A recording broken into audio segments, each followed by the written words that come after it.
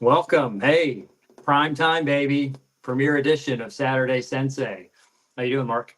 I'm doing great. I'm so excited, Andy. Welcome, everybody. Yeah, we're happy to see everybody, even if it's only two of you. But we hope to grow this over the course of the season. This is our premiere edition, our debut for Mark and I on the interweb, doing a little podcast and video broadcast here. Saturday Sensei, we're going to talk college football, strictly college football, and really hone in on the games, the action. We're today in this first episode, we're going to talk a little bit outside the off the field ongoings and happenings, but week after week, our primary focus is going to be around the game because that's where our passion is at. So, Mark, maybe introduce yourself and let everybody know how we made it to the interweb. Sure. I'm Mark Cucolo, and I've been a college football fan since the late 70s and really have been tracking favorite teams in favorite areas of the country and conferences. And I've been doing trips from conference to conference and traveling throughout the country, just feeling the culture and experiencing the people and the games. And I've run into Andy about 3 years ago, and lo and behold, Andy has shared this passion with me.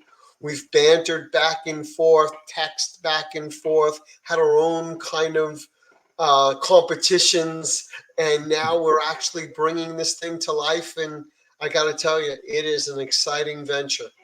Yeah, it's super exciting, right? So as Mark said, we kind of connected 3 years ago, and I think Mark started as he discovered my passion for college football, and I discovered his. We started off, I think, the first week 3 seasons ago with just a text on one or two games, and from there it ended up being a full slate. And I think last season, I think we ran about 15, 20 games a week just on text, picking winners and losers and talking smack back and forth. So we thought this year we'd bring it to maybe bring those texts to life and give you guys a sense of what we enjoy doing in the fall. So as you can clearly see, Mark is going to bring that New York City East Coast flair, and I'll bring, I guess, the more pragmatic, logical based, database side from the Midwest here. So you're going to get certainly a clash at times of personalities and views, but nonetheless, we hope you have fun. So, let's kick it off, Mark, and talk a little bit about some of the off season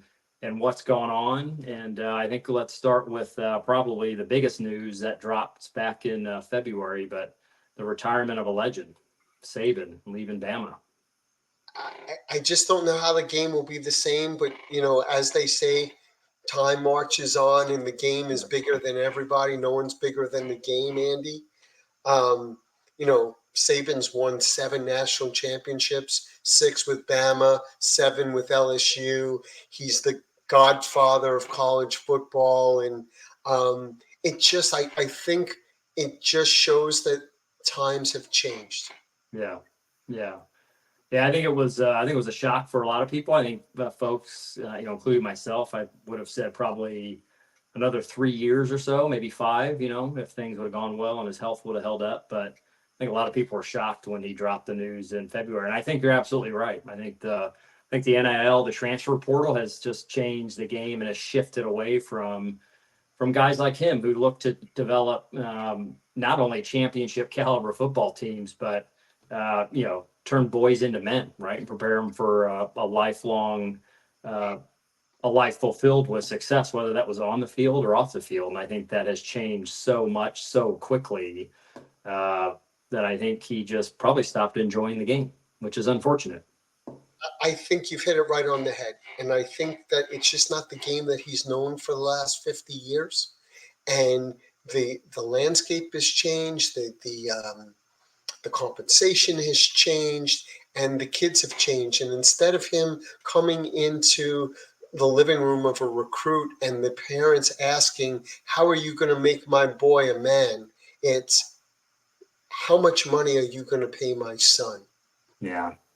Yeah. So it's just a different world, Andy. Yeah, that's unfortunate. But we won't miss Saban from the scene. He'll be on ESPN, I think, as an analyst. So we'll get to continue to benefit from his wisdom and his insight. So let's transition to those coaches that will be running up and down the sidelines this year, and a bit of a carousel in the off season. Who are some of your most interesting, I guess, picks for coaches that are going to look to make an impact on their program right away? Who are you really interested in with their new surroundings? I think you got to start where you left off, which is Alabama and Kalen DeBeer, right?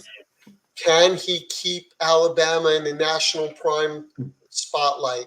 Can he continue that excellence? Will they have a different team? What will that offense look like in his more wide open pro style run instead of that smash mouth type of offense that they've run before? So to me, that's the big one to look at. Others, Mike Elko, who's taken over from Jumbo Fisher over at Texas A&M. They have a treasure chest full of money, as you know. The NIL has benefited this organization probably the most out of any in college football, and they look to turn around. Manny Diaz, who is running the Penn State defense, who is a former Miami head coach, is now the head coach over at Duke. I look to see great things out of him. Maybe the most intriguing, Andy, is Bill O'Brien coming back to college football, going to Chestnut Hill and taking over the Boston College program. So those are the ones that I'm probably going to hone in on the first couple of weeks to get an idea. What about you? What really sparked your interest?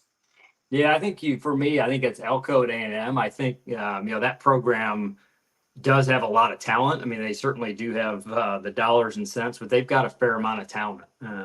Both on both sides of the ball, and I think it's just it's going to take somebody, which Jimbo was unable to do that, I guess, to the level of expectations of the folks at A&M, alumni, board of trustees, and the fan base. But he's got the pieces on the chessboard, and he's got to figure out how to find the right chemistry and get that team. And they'll find out week one when they play the Irish at home. And then to me, I guess the other one from maybe the other side of the spectrum is Jed Fish out of Washington. I was listening to something earlier this week, and I think that program, Washington, has one returner out of 22 starters this year. Everybody else either moved on, was drafted, or has entered the transfer portal. So you talk about, again, the impact of both the NIL and the transfer portal. A program that was on the verge of winning a national title last year simply decimated. So Fish will have his hands full, and I think it'll be interesting to see how he handles that program in light of performance last year, and how if fans and others quickly grasp onto the fact that he has lost a dearth of talent, and it is a bit of a rebuild, compared to where they were last year. So those are my two. Funny you should say that. I was looking at some stats, and Michigan has lost 17 of 22 starters. Yeah. So they're only returning 4. So the two teams playing for the national championship last year are returning all of 5 people. Yeah, it's unbelievable, man. I mean, I just don't. I mean, you and I have not worked in the world of, or coached in high school or collegiate or professional athletics, but, even in the NFL, I mean, you do have, players get traded, but year after year, having that kind of turnover, like there's so much more to a championship program than players, ballers. There's the intangibles, the intrinsic aspect of building the team, and how you find the right guys to pick up, and in 6 months get them to gel as a team, and 6 months later hoisting the national championship above their head. So I mean, it's a tall order. So I feel for these head coaches and their staffs of what they have to do nowadays, because I can't imagine. Can you imagine in our field, in our world of business and leadership, every single year having to turn over 50, 60, 70% of your teams and deliver at the expectations of national championship or now the college football playoffs year after year? I can't imagine it. from an operational perspective, how do you replace the people, the skill sets, get them up to speed so your productivity is the same? And to your point, you're building a program here, you're building culture, and now you're forced to establish that very, very quickly. Yeah, yeah, and the nuances too, I think, of what make teams winners and championship teams. You know, they all have schemes both on the offensive and defensive side of the ball, but to me, it's the nuances in those schemes that make the great teams great. You know, whether it's the receiver shaving a half yard, or the quarterback knows that receiver is supposed to turn on a dime at 9, but he's probably going to do it at 8.5, or he simply can look from the slot to the QB, and the QB knows he's going to peel off, right, or he's going to alter his route, and that comes with reps, right, and that's hard to do when you have just you. The fact is, you just have less time to work with folks, so that part's unfortunate, and then just the whole family and growth piece of these individuals is bouncing from school to school. I think they miss that, so we'll see what happens. We'll see what happens over the long run. So from a transfer portal standpoint, we've talked about the movement of head coaches. We've talked about the impact of the portal. Any particular players that entered and have come out the other side in the offseason that you're looking forward to seeing what they do with in their new colors this season? I'm not so sure players, but maybe coaches. I mean, maybe teams. As I look at the list, I see, to your point, a lot of people have left Washington, right? Yeah. And a lot of people have left Bama because of Saban's departure. And there's been two big ones that have gone from Bama, believe it or not, to Ohio State. It's Khalid Downs, who's a 5-star defensive back, and it's Julian Sahan, who's a quarterback that was not getting playing time, and he decided he was going to go to OSU. OSU has named a starter. Sahan is not one of them this week. But I think if the most high-profile one that I've been tracking since his beginning days over in Clemson, and then his journey to Oregon State, has got to be DJ Ungalale, who is now going to be at Florida State. As you know, a program with much to prove. Yeah, that'll be interesting to see if he can keep. That defense last year was loaded and was one of the top defense, if not the top defense in the nation last year. And when their QB went down, 2 weeks before the end of the season, that certainly, in some people's minds, impacted their competitiveness for the national title. But he'll bring that skill on the offensive side of the ball, both being able to run and throw the ball. So it'll be interesting to see how he fits into that program. Speaking of OSU and their quarterbacks, I read something yesterday that I think they have 4 quarterbacks that are in camp, and all 4 of those quarterbacks can run faster than 20 miles an hour. And I think Will Howard, is who they've selected as the starter. He is, yes. They clocked him at 22 plus miles an hour. So they've got some athletes in the horseshoe, and it'll be interesting to see who starts. It's not always who starts the season is the one that finishes, but there's no doubt the Buckeyes are loaded under center. So back to that's the portal. We talked a little bit about coaches and new faces and new places. Who's on the hot seat this year? Who do you think's under pressure and has got to produce this year? They may face looking for a new employer in the 25 season. I think one name really stands out at me, maybe two, from a hot seat perspective. Has got to be Billy Napier over in Florida. The expectation of that Gator program year after year after year is high. They play in the SEC. They have a very, very tough schedule. So I look for Billy Napier. If he can't get to above 500 this year, he's not going to be around for the end of the season. And you know what? Brent Venable over in Oklahoma, he's got a tough transition going from the Big 12 powerhouse year after year after year, and now finally they will be in the SEC this year. So those are the two that stand out to me. Andy, also knowing we talked about the landscape, that this is the year of the expanded playoff, Yeah. Yeah. right? So I think expectations of making those playoffs for these coaches will be paramount. Yeah. Yeah. Speaking of playoffs, and we'll get to teams and schedules here, but I think it was Penn State that they said over the last, had there been a 12-team playoff, I think over the last decade, Penn State would have made it. I think it was either 6 or 7 times, right? So, the playoffs certainly will open it up for teams that were on the border, have just been on the outside looking in.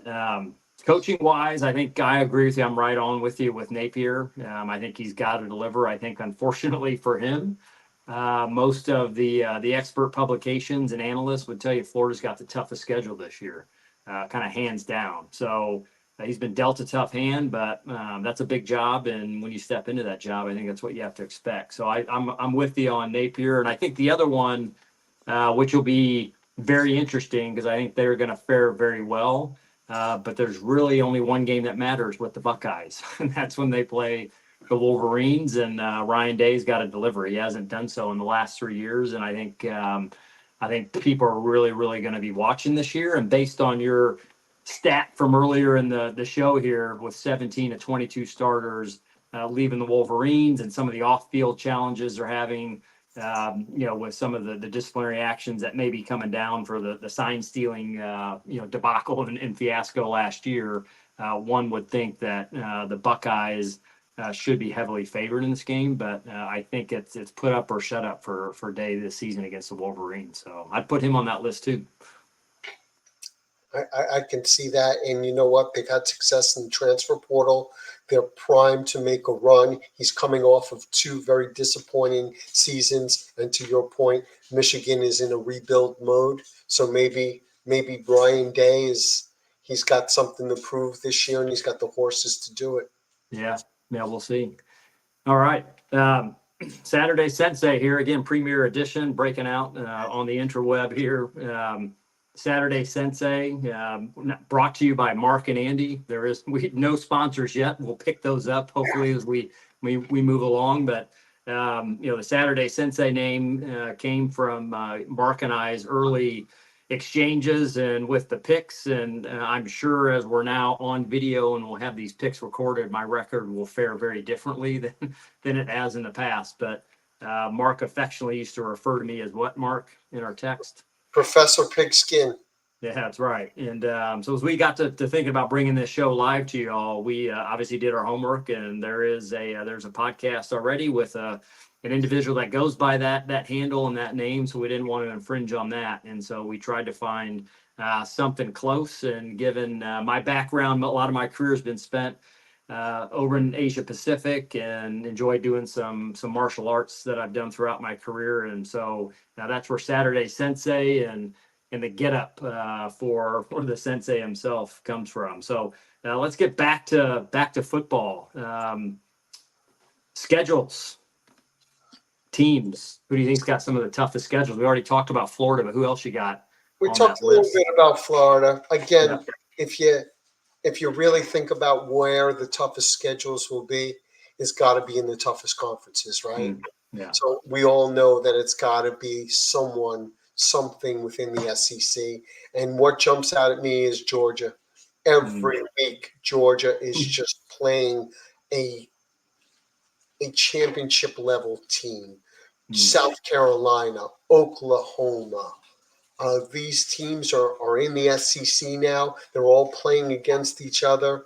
And when we look later on of the games of interest, you'll see that they're a lot within themselves. So those are the ones that come to mind. What about you in terms of, toughest schedule? Obviously, we're missing a whole division this year.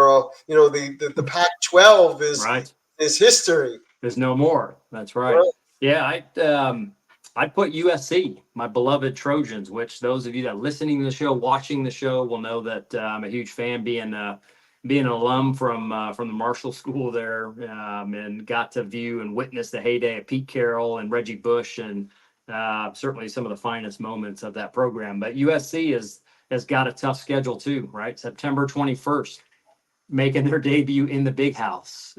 So we'll find out how they do in probably what will be a premier Big Ten matchup. So USC, I think, has got some challenges. And, you look at Oklahoma too, like you said, moving from the Big 12 to the SEC.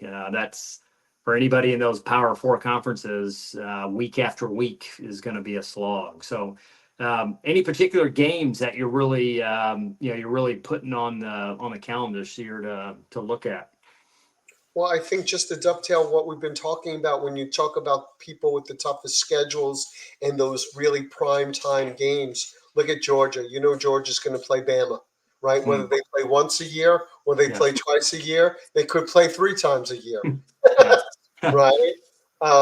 Texas, Michigan. Texas is loaded this year.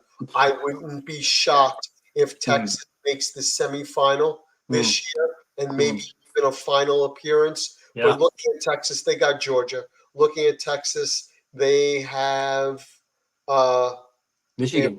Michigan. That's right. It's a rematch, right? Yeah. Yeah. Oklahoma. And Oklahoma. And that's I mean, those 3 games alone, man, just like you forget the Red River rivalry, right? Yeah. Of Oklahoma. So I'm glad that they're able to keep that rivalry when they've both left the Big 12 and are now matriculated to the SEC. Yeah. I'll tell you one of the teams I'm interested in seeing this year because there's a lot of hype around them, and I'm a huge fan of their head coach, Dan Lanning, are the Ducks coming in the Big Ten.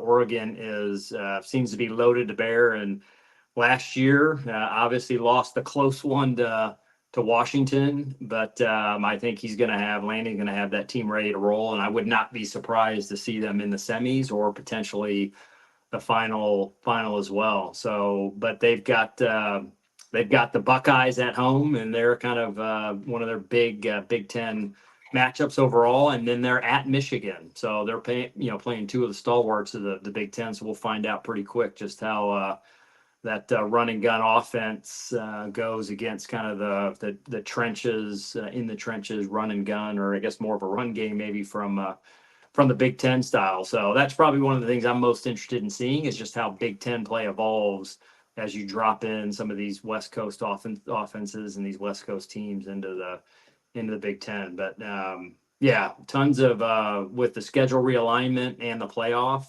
I'm super excited for this season. I think we're going to see some great games, and I think we're going to get good games throughout the bulk of the season. We're not going to have to wait until week 4 or week 5 when conference matches fire up, or you occasionally get the one home and away series that 2 big Goliaths sign up for. We're now going to get to see these teams battle early on, which is exciting.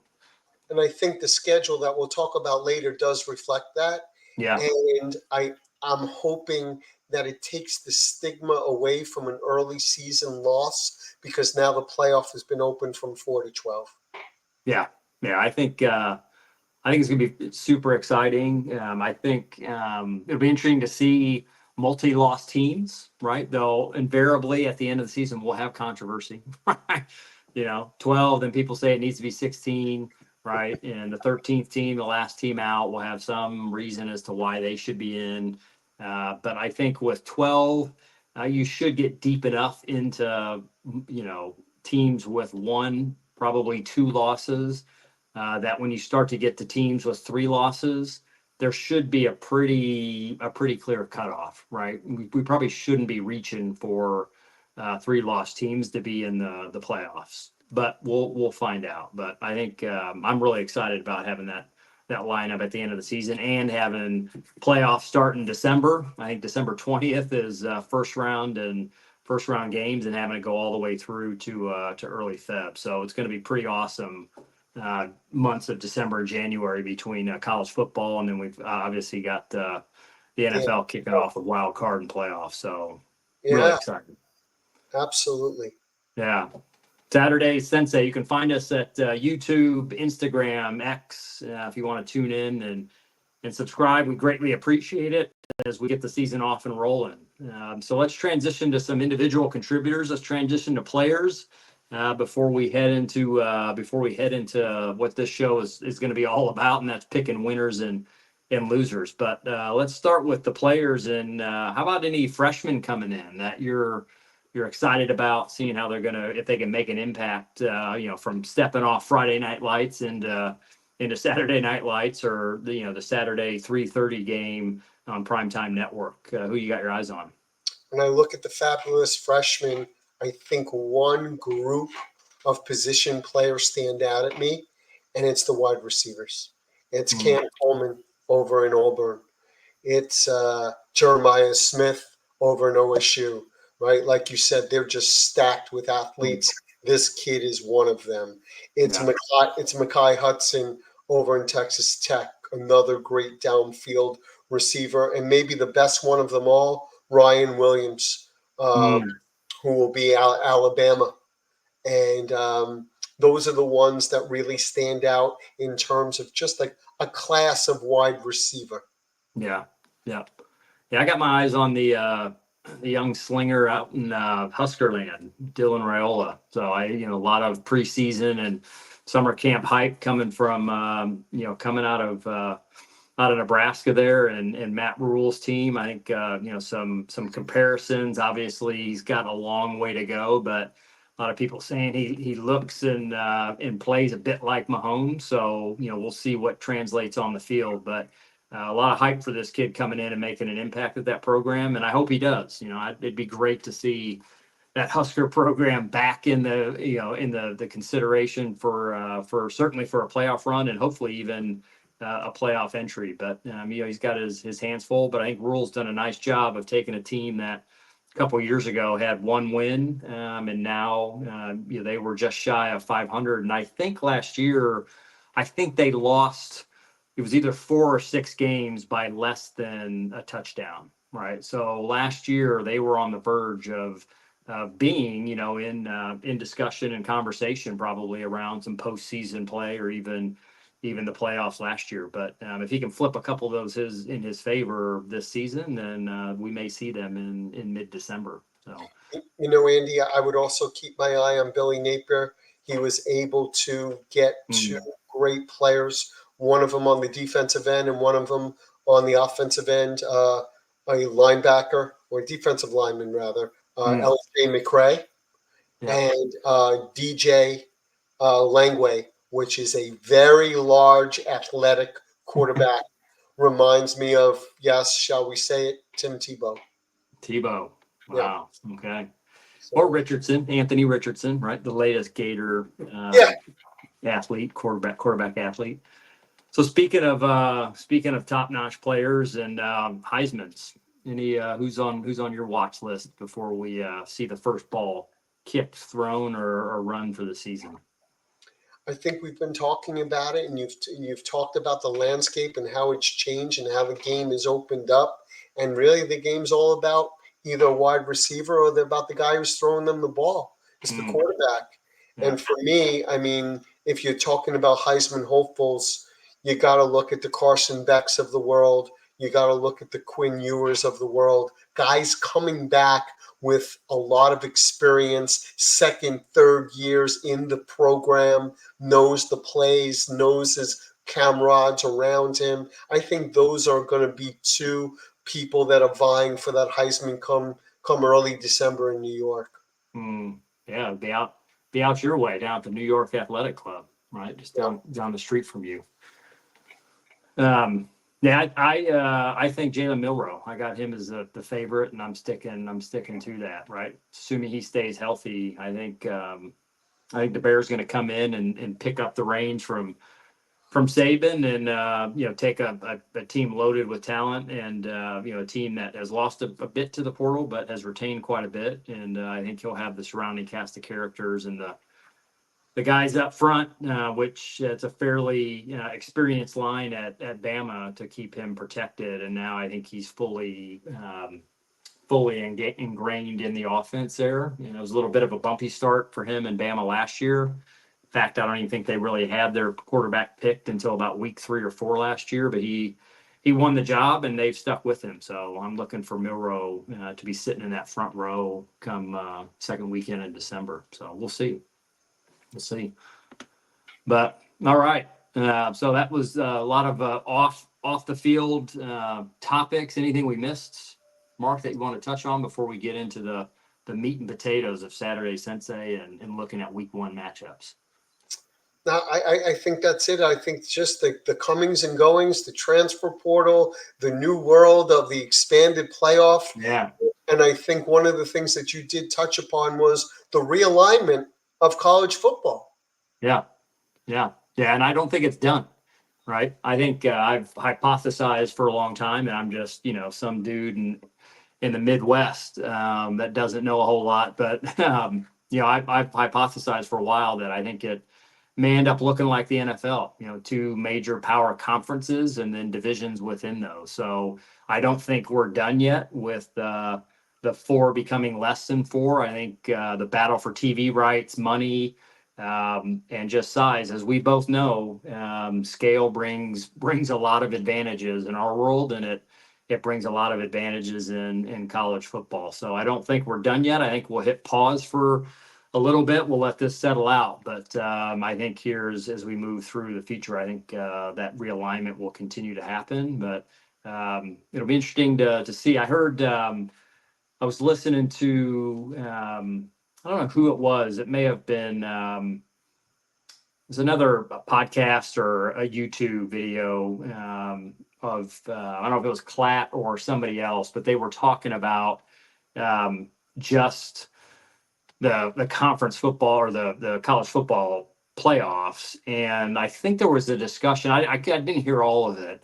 And I don't know if it was a couple of the non-power four conferences, but there's discussion around almost an NIT of sorts for college football, right? So you've got the college football playoff, you got the power four, they're playing for the primary national title, just like March Madness and the 64 teams.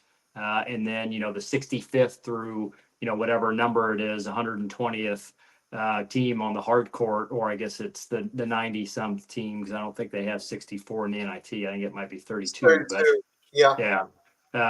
So they were talking about something like that. So, we'll see what happens. And I think the attempt there is to, which I think it would be a good thing, is to revive the whole bowl championship, the whole bowl season, which really has become an afterthought, and with this playoff will even more so become an afterthought given how early these playoff games are going to start. So It's interesting concept. Interesting to see how they'll preserve the bowl culture and be able to weave that in to the new format for the playoff. Yeah, absolutely. All right. Well, now we're going to get to it, folks. What you've all been waiting for, although probably not waiting too long because this is the first episode, but we're going to get into the picks. So this is what Mark and I enjoy the most, is talking about the games, and we're gonna pick week one, which is being defined as the upcoming weekend here, August 24th, and then going all the way through Labor Day. So we've got a full slate of games, but we've picked a few of our favorites. So we're going to get to picking here in just a bit. All right. First game up, which is an interesting one. Florida State taking on the Ramblin' Wreck in Dublin. I view this as I viewed it as, and still do, a bit of an olive branch from the networks and ESPN. I think in particular, I assume they or ABC is carrying this game, but this was posted and announced. I think it was about 3 weeks after Selection Sunday, after they selected the teams for the college football playoffs, and Florida State was left out. And I felt it was a bit of I don't know, maybe a light acknowledgement, or trying to maybe provide again a bit of an olive branch, or give Florida State something to feel good about coming off that season last year. But nonetheless, the Seminoles at the Ramblin' Wreck in Dublin. Who you got? I think this is the start of a journey of redemption. Mm. And I think Florida State takes the first step against the Ramblin' Wreck, Yeah. and they get it done. Yeah, I'm with you. I think Florida State, the Seminoles, I think they trounce Georgia Tech across the pond over in Dublin. I'm not sure it'll be much of a matchup, but I think, as you said, I think they certainly have got something to prove this season, and I think they're going to do it. So We got 2 votes for the Seminoles in week 1, first game. The next one we've got on the slate for Saturday, August 24th. We got the Mustangs taking on Nevada. SMU had a lot of hype last year, a lot of talent, had a relatively decent season, but they face off taking the Wolfpack there, who also, I think, is part of the Mountain West, I believe. They had a relatively competitive season last year as well.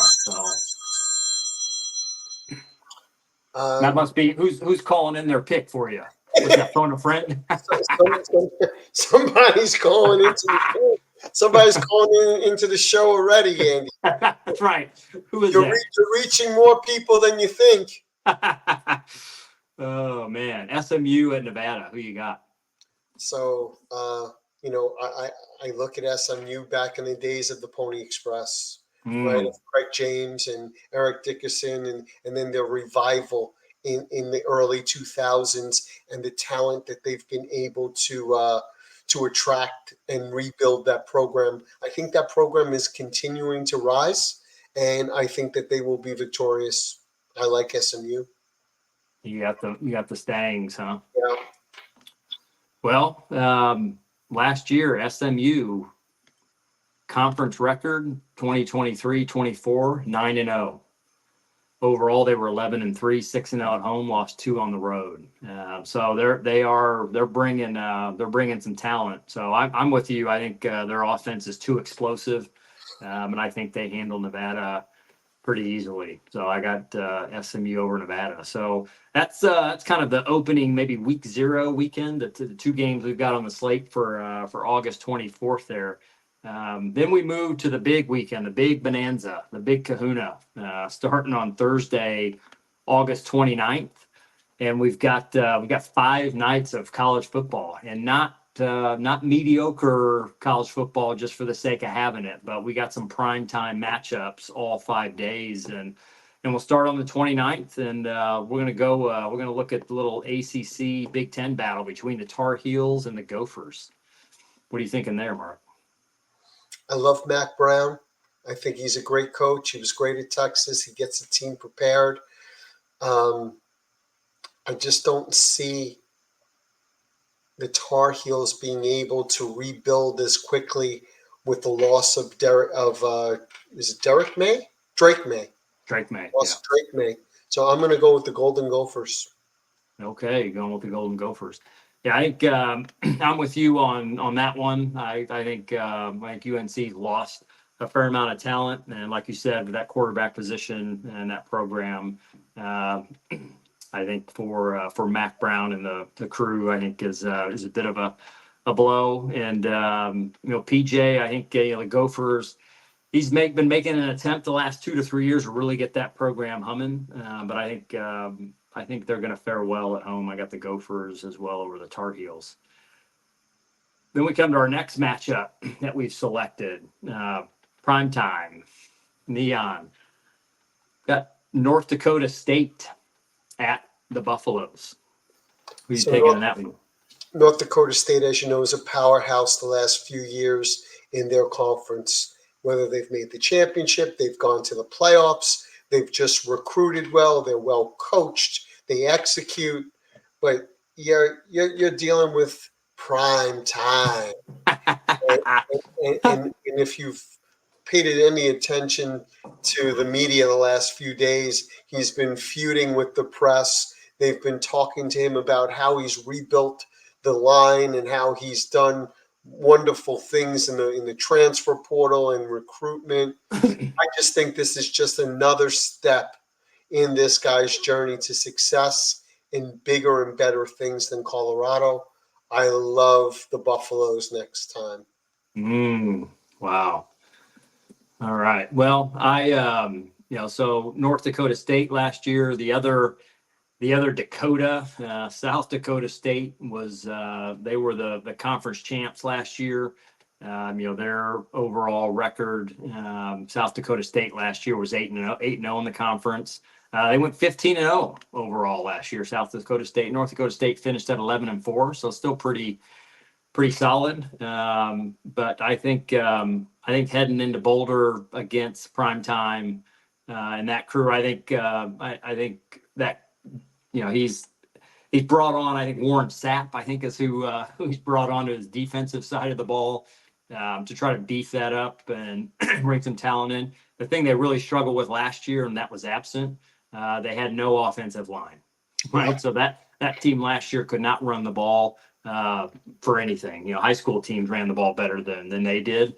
Lucky they had his son Shador behind underneath center and very athletic and had some pretty talented wide receivers.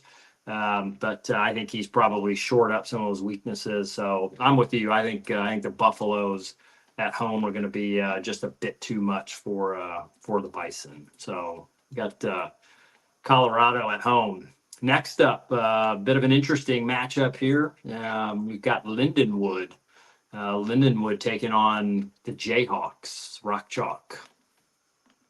Yeah, I mean, Kansas, the guy building the Kansas program the last 2 to 3 years, he's done a wonderful job over there. They've recruited. He's a great coach. Their program is on the upswing. I think they will continue to do great things, and I look for them to win. Yeah, at home, I think tall order for Lindenwood. Lindenwood, the Lions out of Lindenwood. Lindenwood last year. They're actually in Ohio Valley Conference is where they make their mark. And last year, their overall record was I think it was 3-7. So a bit of a tough go, and perhaps not so tough of a conference. So I think the Jayhawks make quick and easy work of the Lindenwood Lions, and Rock Chalk Jayhawk. They march on to victory. So those are our 3 games in the lineup. We're still on the same side of the field. Mark and I were 5 for 5 in terms of our picks being aligned. So move to Friday. Friday game we've got, the first one we've got on board or on the board to pick is Temple at the Sooners. Owls versus the Sooners. So, I watched a lot of Temple being here in the East. Kurt Warner's son was the quarterback there last year. Transferred. Yeah. Right. Left Temple and he went to Rice, I believe. One from one Owl program to another. So, yeah, you can say he's for the birds, huh? Yeah, that's right. I gotta think, based upon what we said, knowing that Venable's job is in jeopardy this year, them being in the SEC and transitioning, that they're going to come out of the gates fast and furious, and you gotta love Oklahoma. Yeah, I'm with you. I think it's going to be quite a bit of a mismatch. Temple last year and last year's season, 3-9 overall, and in again a competitive conference in the AAC, which has SMU and Tulane, University of Texas, San Antonio, Memphis, some good ball clubs. They finished 1-7 in that conference. So having to start the season off against former Big 12 powerhouse and an SEC powerhouse now, I think Sooners win that one pretty easily. So next game up, we got Western Michigan taking on Whiskey, the Badgers from Wisconsin, and Luke Fickell. He's not one we mentioned when we talked about hot seats, but I think Luke's he went from took a Sensei program, a lot of national recognition, was in the conversation to become Kelly's replacement up in South Bend, and whether or not he was offered the job or not, he didn't take or get the job, and he's gone on to a Big Ten program that used to be a regular in terms of competing for a Big Ten title, but got Western Michigan taking on the Badgers. Who you got in that one? So Western Michigan traditionally is a slow starter that does play well at the end of the season, and they wind up in either their championship game or in a bowl game at the end of the year, and they're in a good conference. I just think that this is fodder, and this is being fed to the Lions, and Luke Fickell should feast on Western Michigan this week. and I just love whiskey. Yeah, I'm with you. I think the Broncos are going to face a tall order, having to take on the Badgers, particularly at Camp Randall. I believe that game is being played, and home football games at Camp Randall are not an easy place for anybody to win, and particularly when it's a season opener. Students are fresh back. That place will be rocking. So I think the Broncos.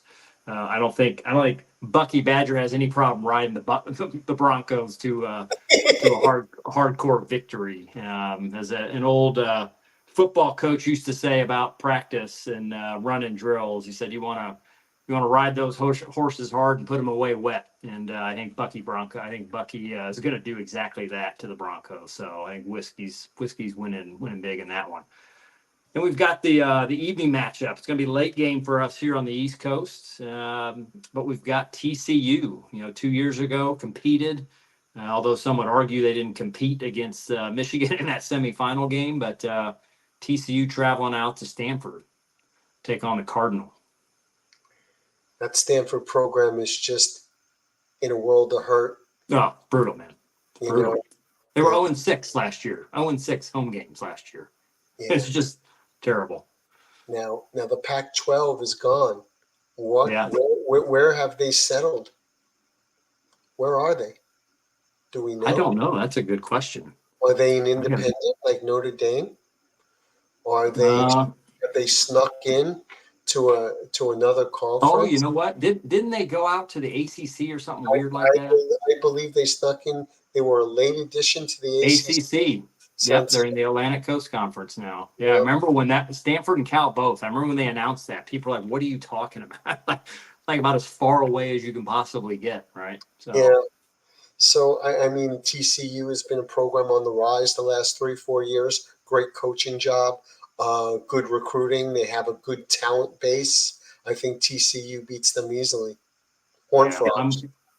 I'm with you. I think the Frogs are going to. I think they're going to take out the Cardinal. I just haven't seen. I think you're right. I mean, I think with the conference dissolving, and it's just it's really interesting. Just given, I think the thing will be interesting that plays out too is just the whole recruiting landscape, right? Now that you got some of these West Coast teams in the Big Ten, do those teams really start recruiting?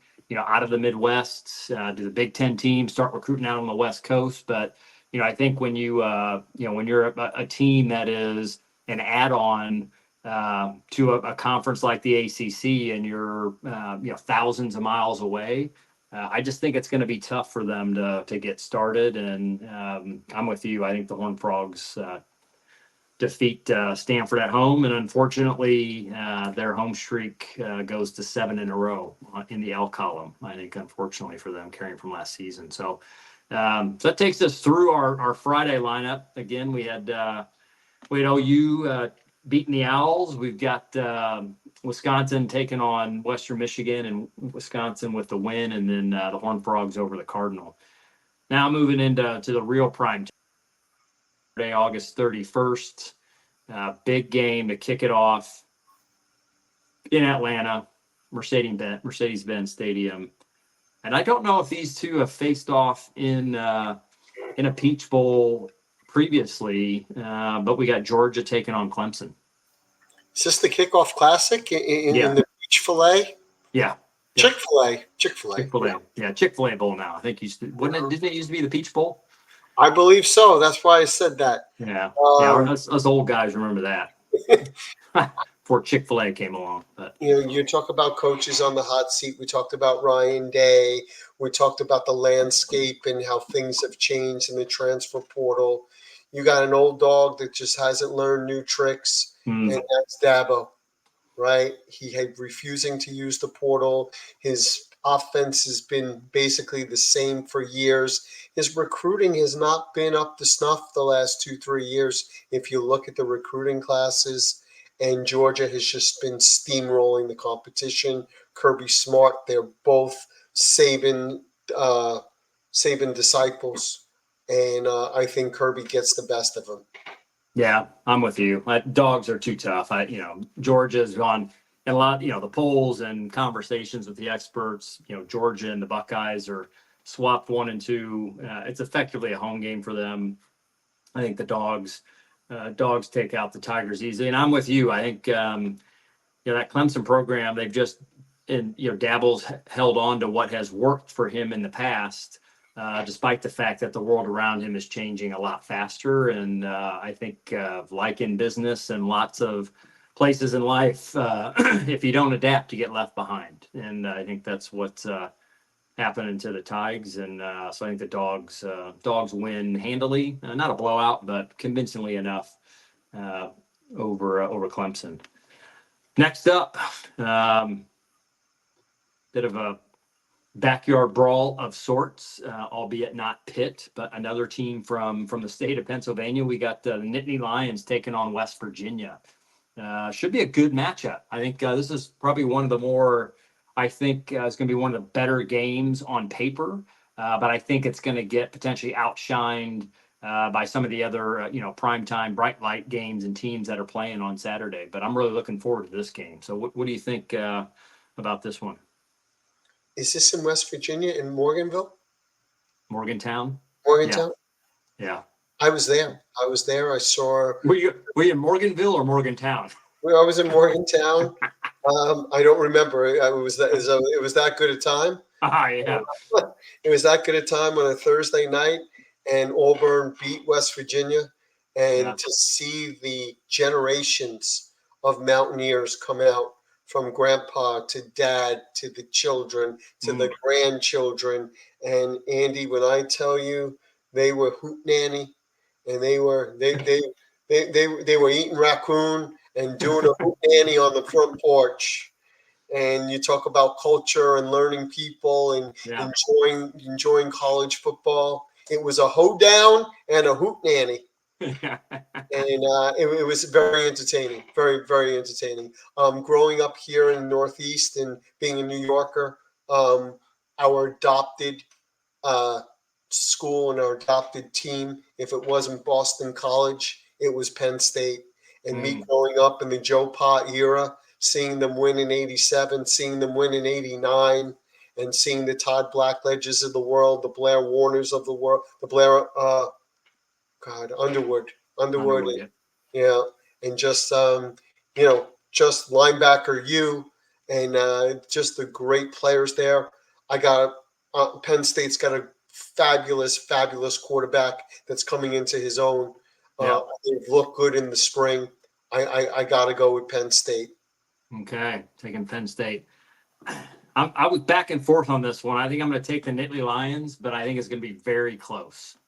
I think West Virginia is going to be on the verge of an upset at home, but I think Penn State does pull it out, but I don't think Penn State wins convincingly. So I'm taking the Nittany Lions.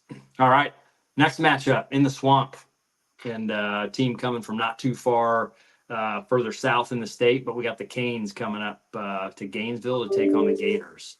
Who you got in this one? I cannot bet against Florida in the Swamp. I got to go with the freshman quarterback. I got to go with Billy Napier. I got to go with the crazy fans in the Swamp, and I love the Gators in this one. Wow, okay. Well, we're going to diverge for the first time, but I'm taking the U.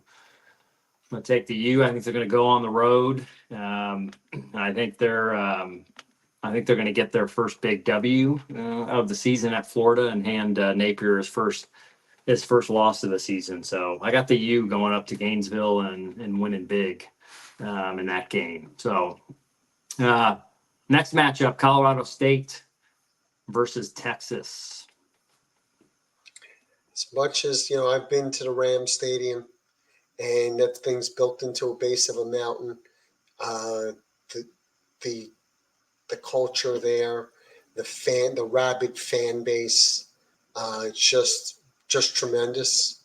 Yeah. But Texas is just too strong. They're a professional program.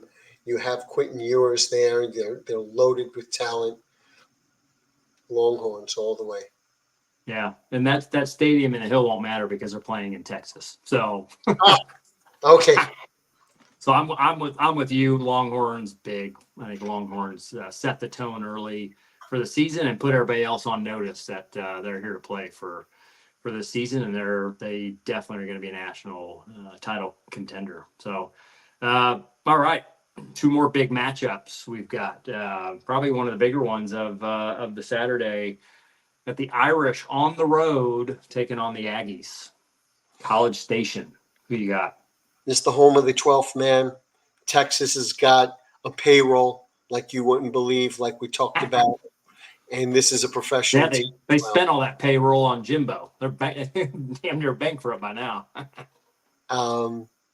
This is an upset alert, my friend. I'm picking the Aggies in the 12th man. Wow. He's going with the Ags. Well, again, folks will learn my allegiances in college football stick with the Cardinal and gold, the Trojans, but I'm going to have to say I'm going to take the Irish in this one. I think the Irish go on the road, and I think they beat a talented A&M team, but I think the dysfunction still has yet to be figured out in week one. So I'm taking the Irish on the road, taking over the Aggies. Last game on the slate we've picked up for the 31st. Interesting program, a program that did quite well last year.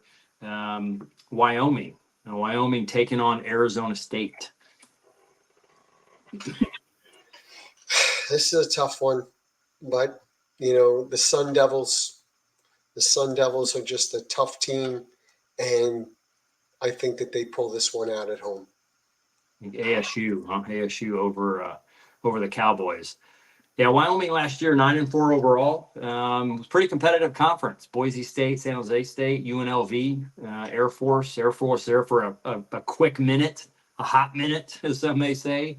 Was looking to potentially be in national title conversations there. They were undefeated heading late in the season, and then lost I think 3 in a row, and one of those being to Army.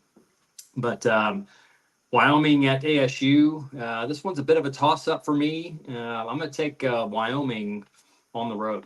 So I've got the Cowboys, while my East Coast kids taking the Sun Devils.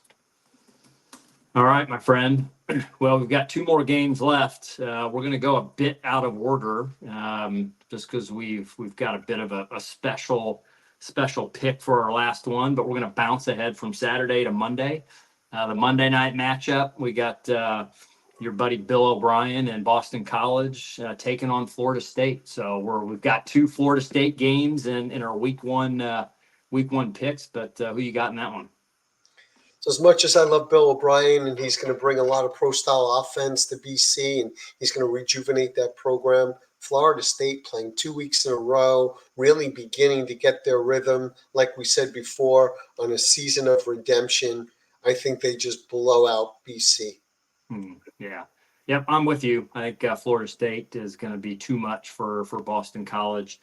And I believe that game is taking place in Tallahassee. So to go in on the road, first home game for the Seminole fan base. I think DJ and the crew and Norvell handle the Eagles fairly easily. So, all right, my friend. Well, we're going to rewind a bit. We're going to go to the Sunday night matchup, and this is our big pick, our primetime game for us of the week.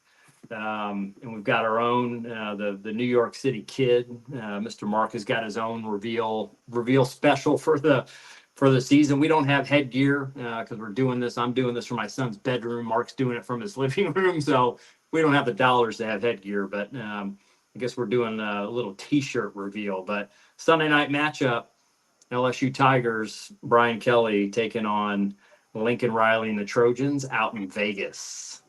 What do you think? This is just 2 Titans, Sensei. 2 Titans out in the middle of Vegas on the Strip. 2 coaches that are just at the top of their games. LSU playing great the last year. And I think talk about a team on a path to redemption are the Trojans. This is going to be something that we'll talk about all season long as I go ahead and do the reveal. for the game of the week. My Who you pick, got? Ah, man. Tigers. My own wingman is pulling my ripcord, pulling my jump seat, launching me out. Sensei, it's a great day to be a Tiger. Yeah, I don't know, man. I don't know. I'm gonna stick with my Trojans. We'll find out. We'll find out how good the new defense for the Trojans is in week one, because I think Kelly's gonna have that offense lighten it up. So I'm hoping it's a great competitive matchup, but sorry, my friend, but I'm gonna have to fight on and stick with my Trojans on this one. So good deal. Well, folks, that's the debut, the premiere for Saturday Sensei. We certainly hope you've enjoyed it. Mark and I, I look forward to this all week. We've been doing this for this kind of rehearse for the last month or so, and I look forward to the hour that we spend doing it. It's a great escape, and we get to talk about the game that we love. So we hope you enjoyed as much as we do, and we look forward to continuing to entertain you throughout the season. Hard to believe we're here, Mark, but week one is just a few days away from kicking off. As they say, Sensei, put it in the books. That's right. That's right. All right, folks. We'll talk to you later. Have a great week. Be safe. Take care.